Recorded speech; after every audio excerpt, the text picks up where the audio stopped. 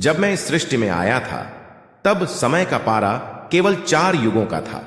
सत्य युग, त्रेता युग, द्वापर युग और कलयुग। और अब हम इस कलयुग में हैं। कलयुग जो अनेक अधर्मों, आध्यात्मिक अंधकार और मानवता की अवस्था का प्रतीक है।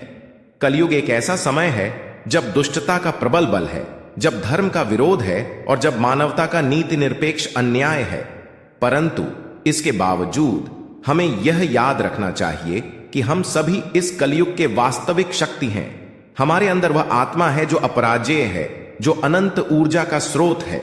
हमें इस युग में जीने के लिए अपने मन को संयमित और प्रेरित रखने की आवश्यकता है। हमें ध्यान देना चाहिए कि कलयुग की आग में हमें सत्य की रक्षा करनी है, धर्म की प्रोत्साहना करनी है और मानवता की सेवा करनी है। अपने कार्यों में ईमानदारी, न्यायप्रियता और संवेदनशीलता के साथ काम करें। इस कलयुग में भगवान की प्राप्ति का सबसे अच्छा तरीका है कर्म।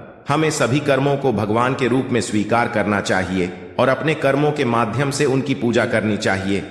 इस समय में हमें आत्मनिर्भर और धैर्यशील रहने की आवश्यकता है। हमें कभी भी उदास नहीं होना चाहिए, क्योंकि हम जानते हैं कि भगवान हमारे साथ हैं। समय की गति के साथ हमें अपने स्वयं के आत्मविश्वास को सुनिश्चित करना होगा। हमें अपने लक्ष्यों के प्रति प्रतिबद्ध रहना होगा और हमें अपने स्वप्नों को पूरा करने के लिए प्रतिबद्ध रहना होगा। इस कलयुग में हमें अपने आत्मा के साथ संवाद करना होगा और उसे सुनना होगा। हमें अपने आत्मा की अद्वितीयता को समझना होगा और उसके मार्गदर्शन में चलना होगा।